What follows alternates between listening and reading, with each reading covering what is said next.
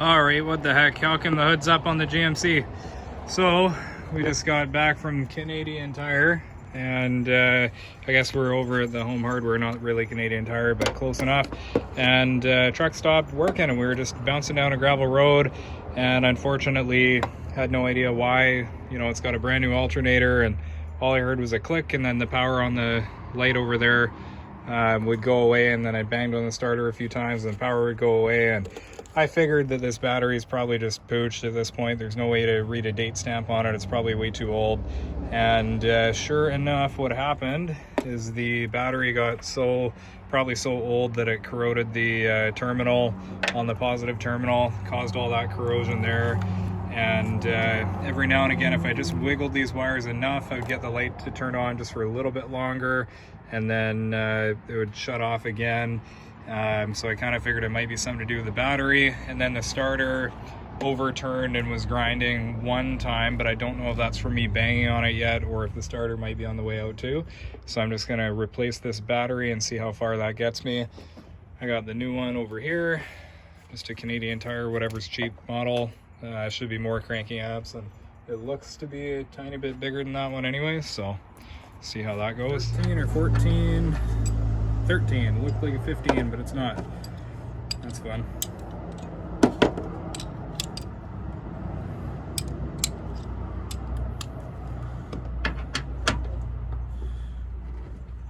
Oh, come on now.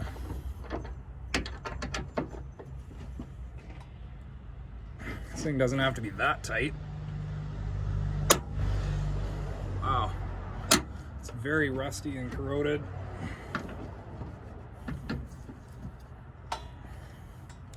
Hopefully this battery wasn't actually leaking. I haven't seen that before.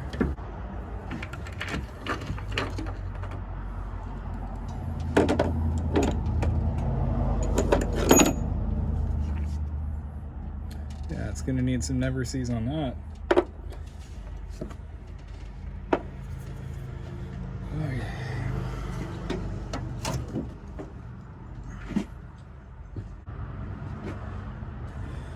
Yeah, so this thing's really corroded, but there's no evidence of the battery leaking or anything like that. It's just gross and rusty. Better on fuel mileage now. So I'll clean all that crap out of there, and I gotta work on getting these battery terminals all clean. That is just filled with crud. I should actually spray it down with some rust paint after I clean it.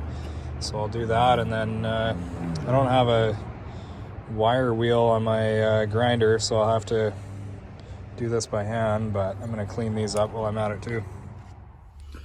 Alrighty, here's the ugly vise. Messy garage right now. Haven't really had any time to work on the garage at all yet.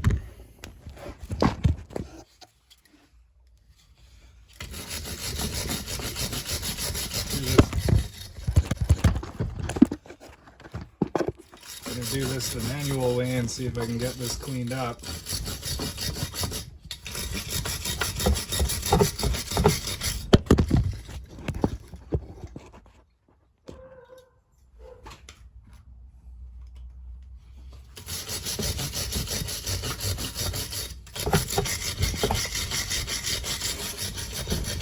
What I'm going to do for myself and other people, put some never sees on this bad boy, and then that way if I have to take it off again, or if someone else has to take out the battery in the future, it will not be so stuck. That's way too much on there. Anyways, it's fine. And somewhere in here I used to have battery sealer protector. I used to use this stuff at Ford when I worked there, and I can put that on the outside here. It's a sealer. It doesn't really help on the inside, but I can spray it on the outside, and hopefully that'll stop any corrosion and stuff from happening. So that's way too much. It's not really going to do anything, but good to go. Now we just got to clean up the truck part, and then we're good to put this in. All right, now for a bit of a rust restore.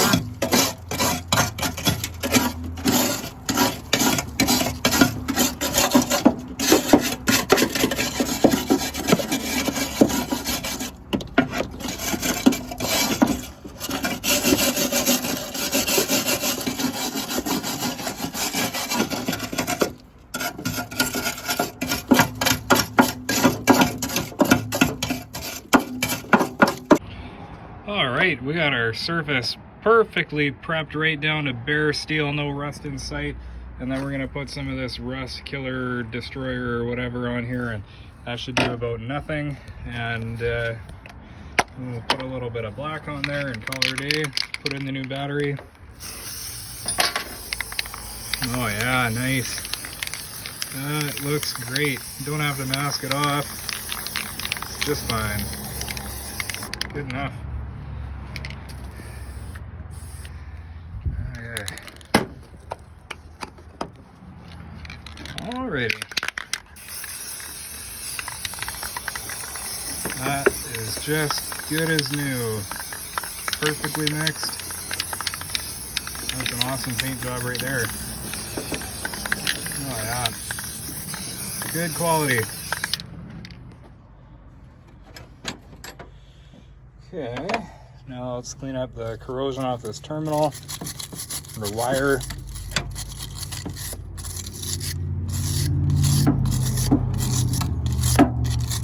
It's important you just breathe in all this stuff.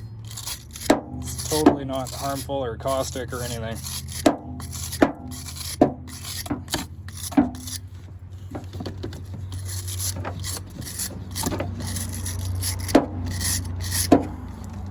I mean, that's better than it was before. I don't know if it's ever going to get perfect, but better.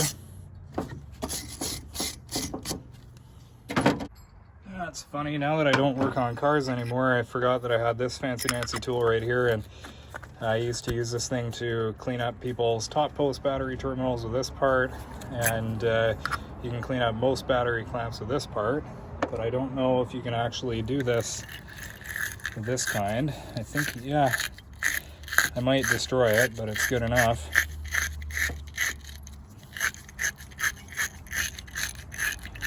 Yeah, see how it makes it really thin, but much rather have that clean. These tools are pretty cheap.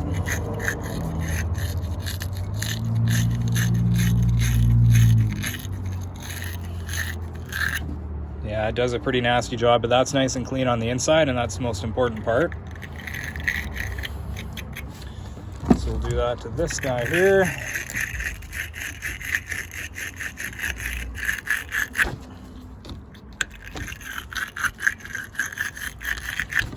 Now, that should be good. And looking at these terminals now, or sorry, the cables here, like the negative one here is nice and shiny, nice and clean, and these ones look like crap. So that should do it. Bringing in the new battery.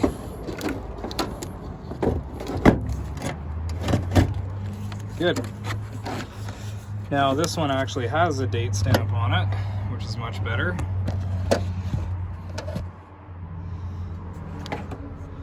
And now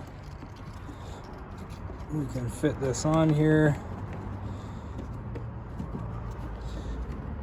And where am I here? There we go. I really want to get a new post, because this one here, like I said, it's worn out, and should be an 8mm to match, but it's a 7 now because somebody rounded it off and just didn't care to replace it. So I'm gonna have to do a little bit better than the last guy and fix that, because I don't want to deal with this mess again. When I was at Canadian Tire, I just knew that I needed an 8mm wrench. This one's already spinning on me, so I'll probably have to tighten it up with pliers.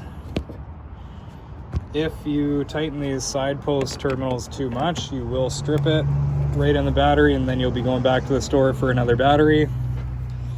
Ask me how I know. That should be tight enough.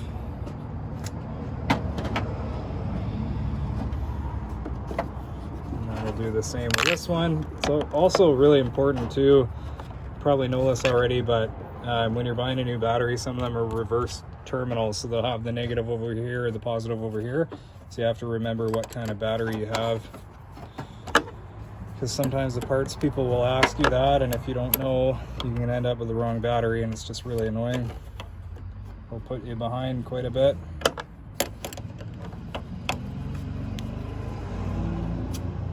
Oh, there you go.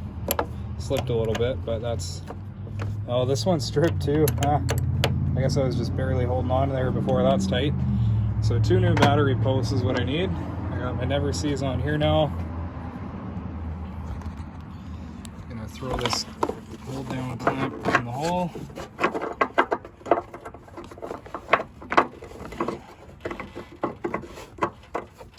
There we are, just like that.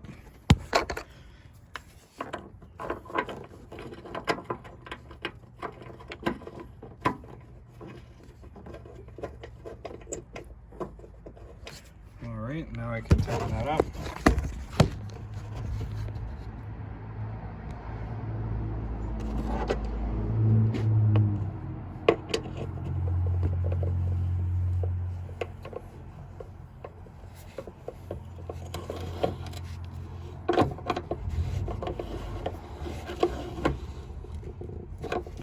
Yeah, this one does not have to be ridiculously tight either. Just tight enough to hold down a plastic battery, and that's good enough.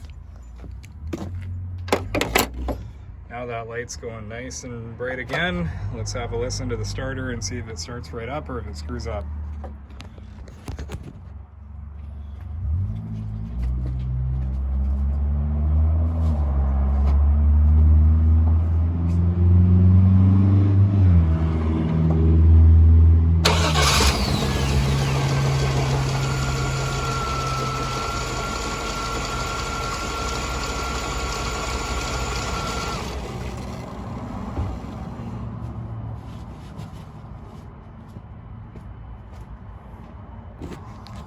Alright, let's go inside and I'll show you what I found here.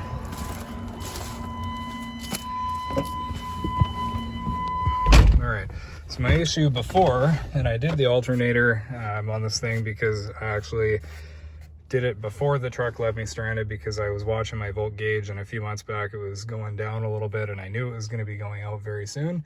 So I replaced the alternator. That got me by up until now. It's a couple months later, I think, from when I did it. And the last few days it's been sitting down here in between the I don't know, probably 10, 12 mark, 11 mark, something like that, which isn't very good. But I just assumed, because the gas gauge bounces, I just assumed that maybe it was just a bad gauge or something, because it started up just fine every single time. Now let's see what happens here. So it looks fairly low. Start it up. What happens? Look at that, 14.2. So that's perfect. That's exactly where we want it to go. So now I know that, because on the drive home and today and for the last, you know, probably month and a half, the volt gauge has been doing stupid things. Now I know that, you know, the battery was an issue. I don't think I'm necessarily going to touch that starter at all. It may have just been for me tapping on it. It could have set it out of place or something like that, and maybe that's why it overturned just for a few seconds. But it should be just fine now. Let's try it again here. Turn the key off, start it up again. Yeah, it fires up right away. So I don't think it's necessarily the starter at all. I think it's just that battery was too corroded on the positive terminal. The battery's so old, there's no date stamp on it at all, so it's just time to go. So anywho's, enjoy, see you later.